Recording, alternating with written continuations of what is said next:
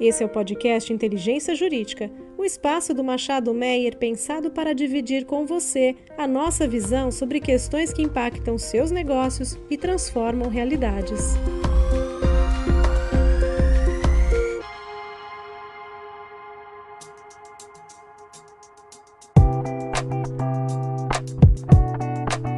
Saudações a todos. Esse é mais um episódio da série Transição Energética do Machado Meyer Advogados. E neste episódio nós temos a satisfação de contar com a participação da Silvia Wada, diretora de Estratégia e Desenvolvimento de Negócios da ISA-CETEP, economista e uma profissional de mão cheia no setor de energia elétrica. Para esse episódio, conto também com a participação da minha sócia Laura Souza. Como vai, Laura? Olá, Ana, obrigada. Olá, Silvia. Aproveitando, então, para cumprimentar a nossa convidada, Silvia, é um prazer ter você com a gente hoje aqui. Olá, Ana Karina, Laura, é um prazer estar aqui com vocês. Silvia, começando aqui a nossa conversa e falando um pouquinho, como não podia deixar de ser, de transmissão, né? Como você vê o setor de energia elétrica, ou o setor de energia de transmissão, né, especificamente, contribuindo para a transição energética, né? E quando a gente fala de metas de descarbonização, previsto no Acordo de Paris, enfim, como é que o setor de transmissão se encaixa no teu entendimento nessa temática toda? Quando a gente pensa em transição energética, a primeira coisa que vem à cabeça acaba sendo as fontes de geração renováveis, né? E aí é normal vir essa pergunta de como que a transmissão se encaixa aí. Então, a transmissão tem um papel fundamental na transição energética, porque ela viabiliza essa descarbonização que a gente está buscando à medida que ela conecta as fontes renováveis ao polo consumidor. Só para vocês terem uma ideia de toda a expansão da capacidade instalada prevista no nosso plano decenal de expansão de energia para os próximos 10 anos, 76% vai ser no Nordeste, enquanto que a demanda está muito concentrada no Sudeste. Então, a transmissão faz com que a energia possa ser gerada lá na região onde elas têm as melhores condições de vento, de insolação, ou seja, que se transforma num custo competitivo para a gente realmente precisa dela. E agora, as fontes renováveis, ao mesmo tempo que elas mitigam as emissões de gases de efeito estufa, elas também acabam sendo mais vulneráveis às mudanças climáticas e elas não são despacháveis, né? Então, isso traz um desafio para a gente garantir a confiabilidade do sistema.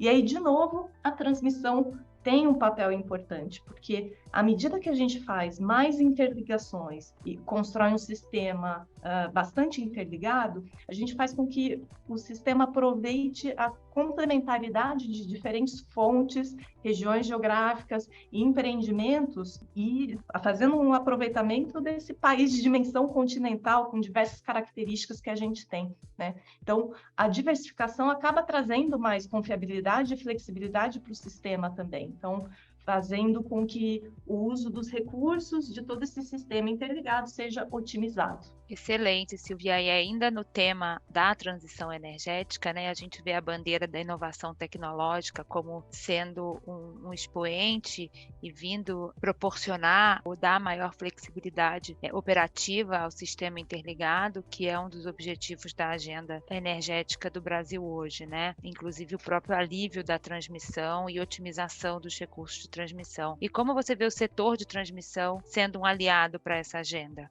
Realmente, flexibilidade operativa é uma necessidade crescente que a gente está passando, né? Que deriva basicamente assim, um novo paradigma do setor elétrico, onde de um lado eu tenho a oferta menos despachável, né? A gente, apesar de ter muita hidrelétrica, a gente já não tem mais crescimento dessa fonte. Mesmo aquelas mais recentes já não tinham reservatório, que elas eram maioria fio d'água justamente para mitigar os impactos ambientais, né? Então a gente está basicamente saindo de uma situação onde as hidrelétricas já chegaram a representar mais de 80% da matriz elétrica lá no começo dos anos 2000 e deve cair para menos da metade do total da capacidade instalada lá para 2031. E isso gera uma crescente necessidade de armazenamento, porque quando você pensa num reservatório de uma hidrelétrica, ele é um armazenamento de energia em formato de água que depois vai virar energia, né? Então, se a gente não consegue armazenar dessa forma, uma outra alternativa, por exemplo, seria uma bateria. energia, né? Vamos buscar essas formas de armazenamento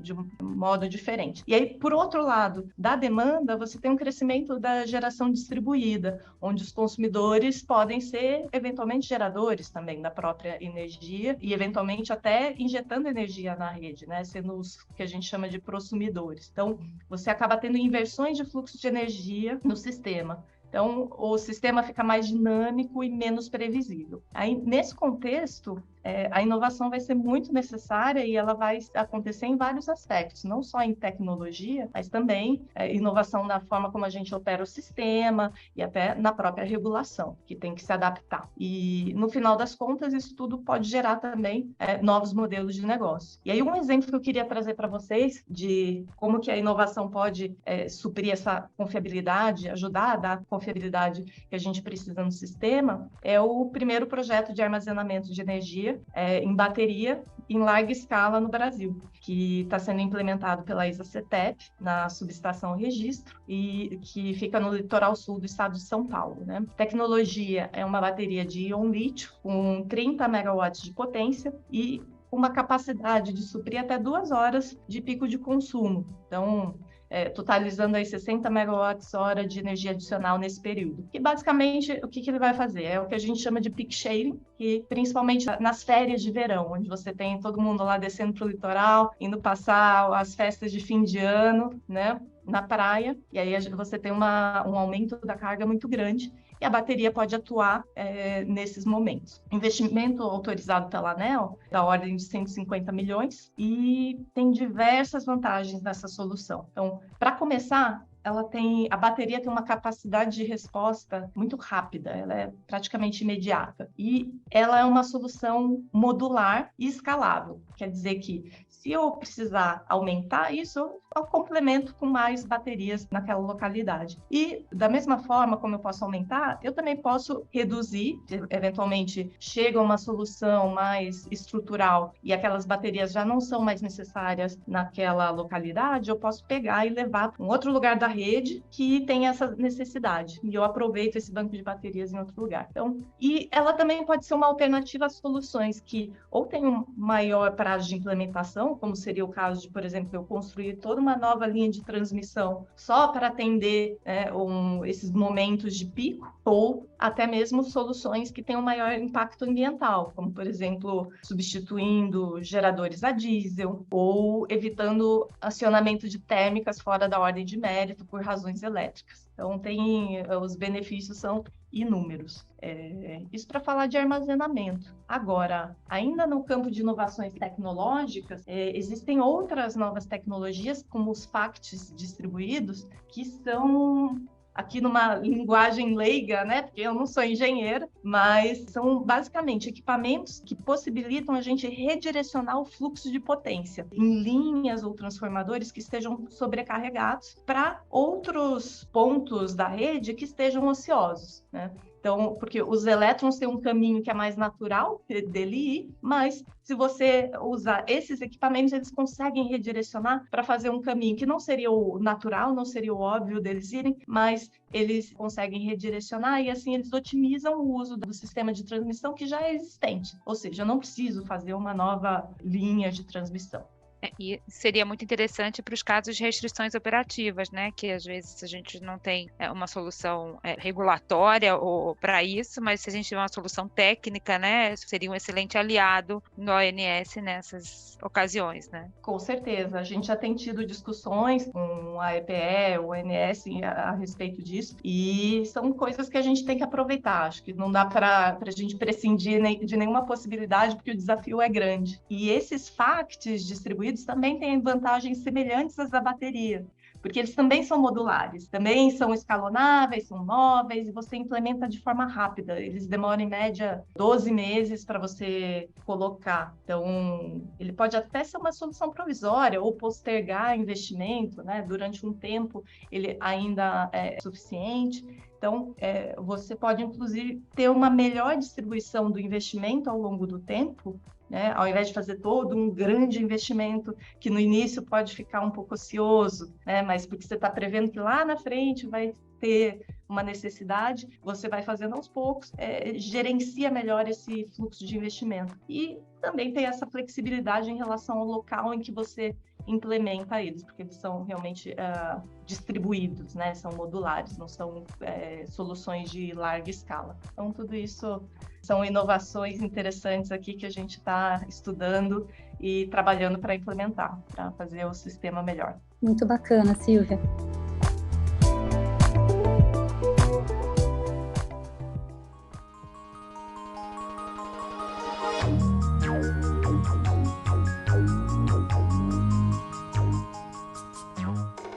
E tentando talvez explorar um pouquinho mais de você, né? Quando a gente pensa no futuro, né, do setor de transmissão, quando a gente pensa daqui a talvez 8, 10, 15 anos, para onde você vê, enfim, caminhando o setor de transmissão no Brasil, né, em termos de perspectiva, novos negócios, enfim, a gente falou muito de flexibilidade operativa, inovação tecnológica, bateria para o consumidor, o caminho é esse mesmo, e talvez mudando um pouquinho também o jeito de olhar a coisa, quais os principais desafios, né, ou barreiras que você ainda vê no Brasil de hoje, que você entende que se destravada, certamente traria ali um potencial muito maior de novos negócios, ou muito maior de tecnologia ou de eficiência para o setor, ou novos investimentos também? Olha, tem um campo enorme de possibilidades, oportunidades, e à medida que a gente vai modernizando o setor, a gente vai realmente abrindo um leque maior de novos negócios até, né? Mas antes da gente chegar lá, acho que tem que colocar que transmissão, não é porque tem toda essa parte legal e inovadora, né, que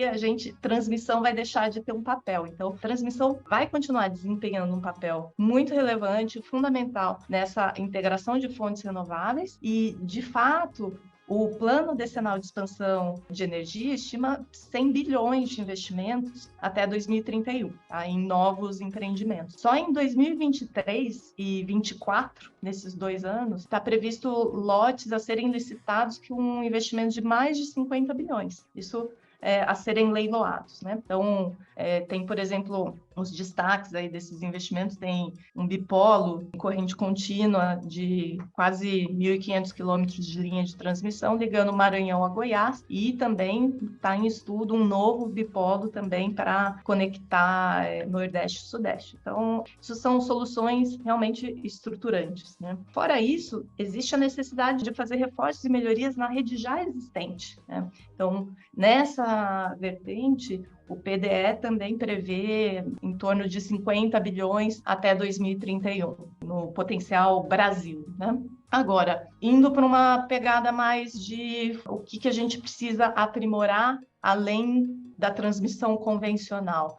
Armazenamento, a gente está vendo que é um excelente provedor de serviço à rede. Então, é importante que a regulamentação dessa atividade de armazenamento avance logo. Em 2020, a ANEEL fez uma tomada de subsídios já sobre armazenamento, mas desde então a gente aguarda a abertura da consulta pública, que até a data desse episódio aqui ainda não aconteceu. E isso é importante para destravar também vários usos, não só para serviços à rede, mas a bateria tem várias finalidades, né? Então, a gente espera que, quando isso for regulado, a ANEEL promova uma neutralidade tecnológica. Te dar um exemplo. Em dezembro de 2021, aconteceu o primeiro leilão de reserva de capacidade, só que ele foi restrito às termoelétricas. Se a gente tivesse uma boa especificação técnica do qual que é o requisito de potência que é necessário, durante quanto tempo, quais são as características, você poderia ter, eventualmente, as baterias prestando um serviço com até menor impacto ambiental, né?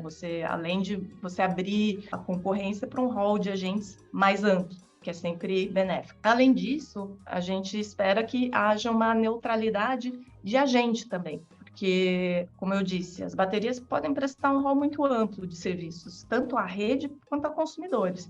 Tem diferentes finalidades. Então, desde arbitragem, serviços ancilares, até postergação de investimentos, que a gente já falou também. Tem economia na contratação da demanda de ponta. Então, não existe um motivo para limitar o armazenamento em determinados agentes, como, por exemplo, só gerador pode ter armazenamento nas usinas híbridas, ou o agente, quem pode fazer armazenamento é um agente exclusivamente armazenador. Acho que não tem necessidade de ter essa limitação. Acho que qualquer agente do setor elétrico pode fazer a atividade de armazenamento, que precisa regulamentação da atividade de armazenamento. Excelente, Silvia. E ainda falando em regulamentação, e talvez uma das mais esperadas em termos gerais aí seja a tão discutida abertura do mercado, que a gente espera vem num projeto de lei, ou vem numa MP, ou vem numa regulação, mas enfim, o que se sabe é que ela vem, né? Não se sabe de que forma ainda ou quando, mas o que se sabe é que ela vem. E como aliar, né, a abertura de mercado com o segmento de transmissão e soluções de rede, de forma que essa transição para a abertura do mercado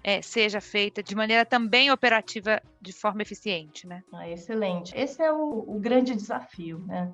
À medida que a gente tem a ampliação do mercado livre, um crescimento da geração distribuída, você está tendo um consumidor menos passivo, que tem mais protagonismo, né, com essa tendência de descentralização. Isso gera um cenário de incerteza quanto à carga líquida futura que a gente vai ter que atender, que o sistema vai ter que atender. Então, consequentemente, a gente precisa cada vez mais de reserva operativa para suprir aí esse cenário de incerteza, que quando a gente olha para o passado, a expansão da geração resultava de um planejamento centralizado, né, que os leilões, através dos leilões regulados, então era muito mais fácil conciliar a expansão da geração com a expansão da transmissão. Só que hoje, a expansão da geração já é puxada pelo mercado livre, com as fontes renováveis. E as usinas eólicas e solares têm uma implementação muito mais rápida do que todo aquele ciclo de planejamento, estruturação de licitação e construção das linhas de transmissão. Então, esse é um grande desafio para conciliar. Como é que a gente resolve isso? De diversas formas. Então, para começar, a gente precisa otimizar o planejamento e a operação do sistema interligado, já refletindo as inovações tecnológicas, algumas que a gente já comentou aqui, então o armazenamento,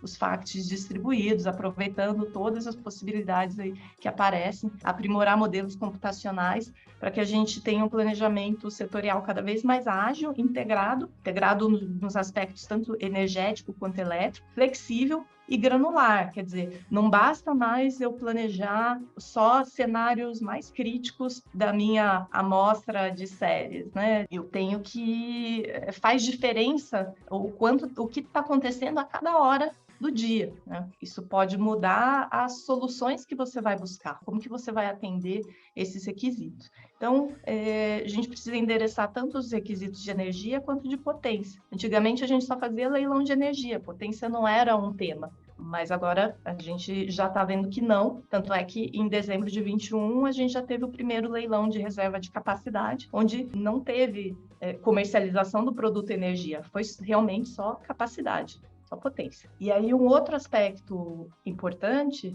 é desenvolver a formação de preços para que tenha uma sinalização econômica mais adequada aos agentes de mercado. Então, com tarifas horárias mais dinâmicas para tentar influenciar e ajustar o comportamento do consumidor de energia, que é o que a gente chama de resposta da demanda. Porque a gente já está fazendo todo um esforço, né, para como que a geração atende, onde eu vou buscar reserva operativa, como que o sistema fica mais flexível, mais ágil, mas a demanda também pode ajudar a fazer essa equação fechar, né? A mensagem que você passa é o preço, né? Então, se você tiver uma sinalização econômica mais adequada, você pode incentivar aí uma racionalização do consumo.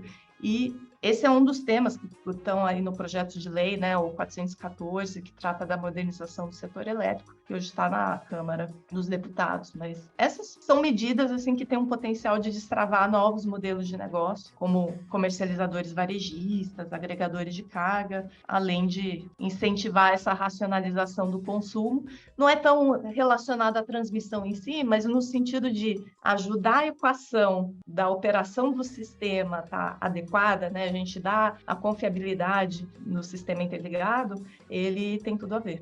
Silvia, agora já nos aproximando aqui do final do nosso podcast, e antes de nada, obrigada pela aula, né? Assim, muito interessante a gente ouvir a tua perspectiva sobre o setor enfim, não só o setor de transmissão, mas, obviamente, estamos falando de um sistema interligado, né? Então, não tem também como a gente só falar de transmissão sem falar de todo o resto, né? De geração, de contratação de demanda, enfim, e leilões. Mas, partindo então para a nossa última pergunta, né? A gente sempre tenta finalizar o nosso podcast com alguma visão ou insight sobre diversidade, inclusão. A pergunta vai no sentido de como a ISA-CETEP, né, vem contribuindo para o tema, se existe aí algum insight, inputs, enfim, o que você gostaria de compartilhar aqui com os nossos ouvintes.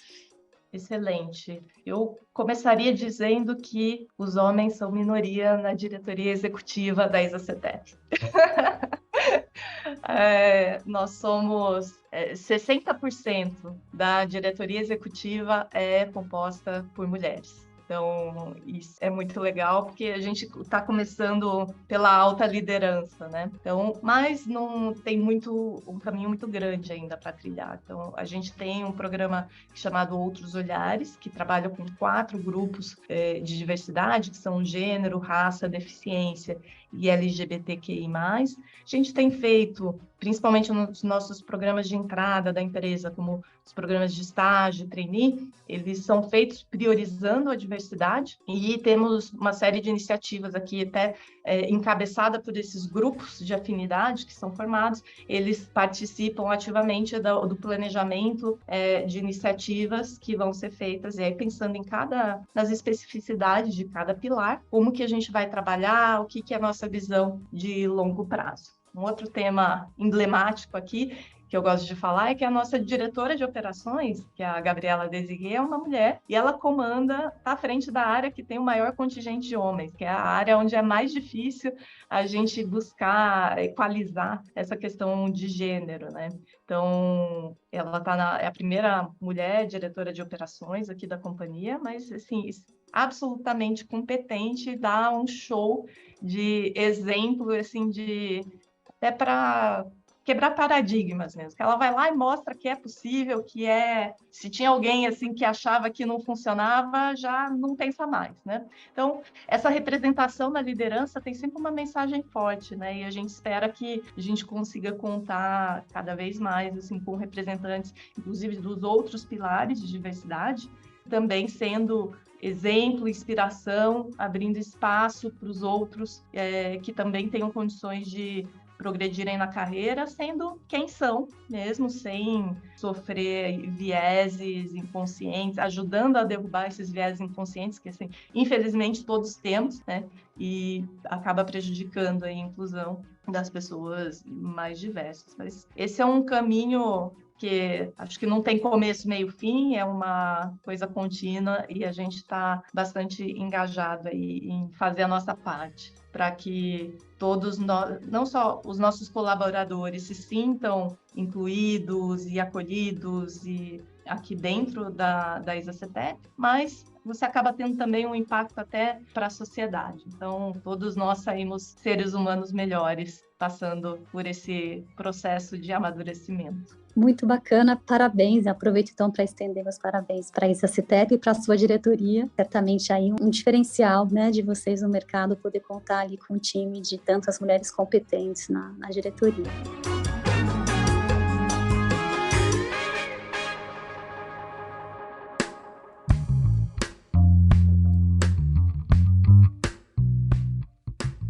Então, muito sucesso para você, Silvia, na sua trajetória. Obrigada mais uma vez por participar da nossa conversa. E até breve. Até a próxima, né? Eu que agradeço o convite. Foi um prazer estar aqui com vocês e até a próxima. Até. Obrigada, Silvia. Obrigada, Ana.